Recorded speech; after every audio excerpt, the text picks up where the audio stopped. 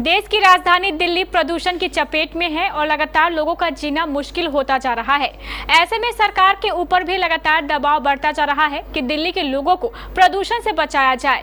ऐसे में दिल्ली सरकार ने एक नया प्लान तैयार किया है। इसके मुताबिक दिल्ली में कृत्रिम बारिश कराने की तैयारी है। क्या है ये कृत्रिम बारिश और कैसे होगी ये बारिश, पूरी जानकारी देखिए इस खास रिपोर्ट में। दिल्ली एनसीआर की जहरीली होती हवा को देखते हुए केजरीवाल सरकार ने यहां कृत्रिम बारिश कराने का फैसला लिया है। यहां 20 और 21 नवंबर को कृत्रिम बारिश कराई जा सकती है। इसके लिए आईआईटी कानपुर ने ट्रायल किया है। ट्रायल के बाद इसकी रिपोर्ट दिल्ली सरकार को सौंपी गई है। दिल्ली के पर्यावरण मंत्री गोपाल राय ने इसकी पुष्टि की है।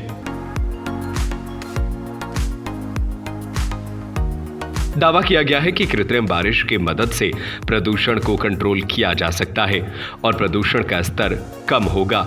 ऐसे में सवाल है कि कृत्रिम बारिश क्या होती है, इससे किस हद तक प्रदूषण कम होगा और इसे कैसे कराया जाएगा और दुनिया के कितने देशों में इस प्रकार से इसे इस्तेमाल किया जाता है और क्या धान की बुआई के वक्त जब सूखाग्रस्त इलाके हो जाते हैं तो क्या उस दौरान कृत्रिम बारिश कराकर किसानों को लाभ पहुंचाया जा सकता है। चलिए इस पूरी जानकारी को हम विस्तार से आप तक पहुंचाते हैं।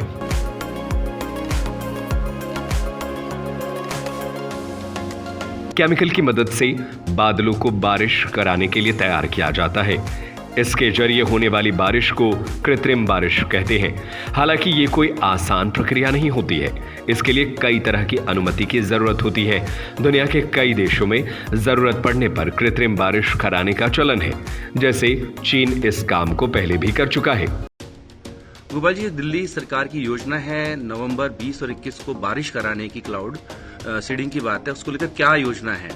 देखिए, अभी जिस तरह से मौसम में एक ठहराव की स्थिति देखी जा रही है, टेम्परेचर लगातार गिर रहा है, हवा की गति जो है वो काफ़ी कम है।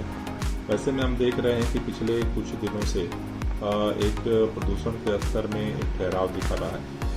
उसको देखते हुए क्या क्या संभावनाएं हो सकती हैं, उन सब पे सरकार जो है वो विचार कर रही है। इसी सिलसिले में पिछले 12 सितंबर को दिल्ली सचिवालय में बहुत सारे एक्सपर्ट्स के साथ हमने मीटिंग की थी और उस मीटिंग में आईआईटी कानपुर ने भी अपना प्रेजेंटेशन दिया था कि हम लोग प्रदूषण को कम करने के लिए कृत्रिम बारिश जो है क्लाउड सीडिंग करा सकते हैं।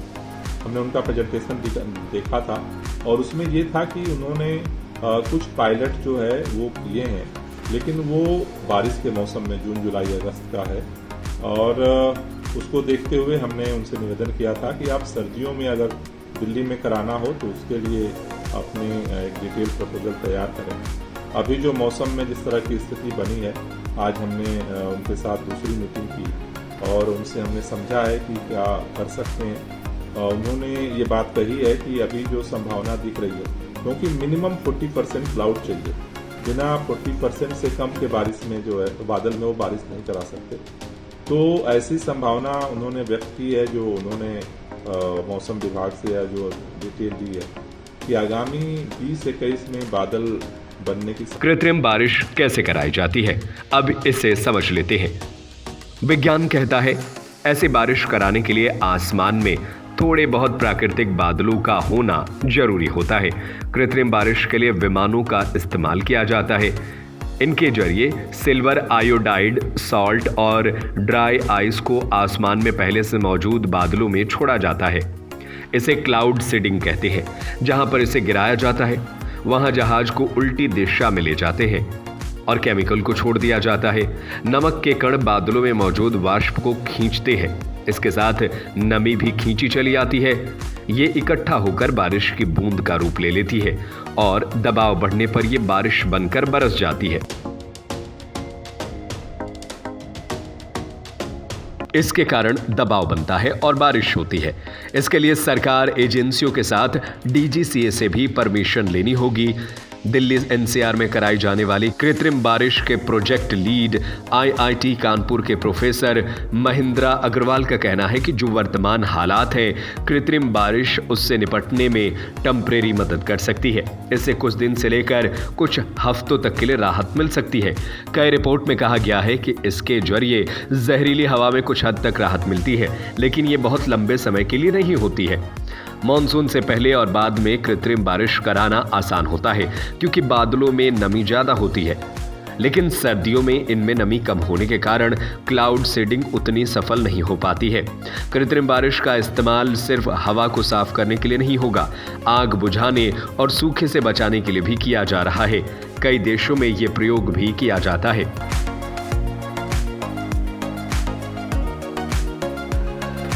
दुनिया में सबसे पहले कृत्रिम बारिश कराने वाले क्लाउड सीडिंग का कॉन्सेप्ट 1945 में विकसित किया गया था।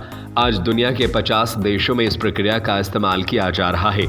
एक रिपोर्ट के हवाले से भारत में पहली बार 1951 में क्लाउड सीडिंग के जरिए कृत्रिम बारिश कराई गई थी।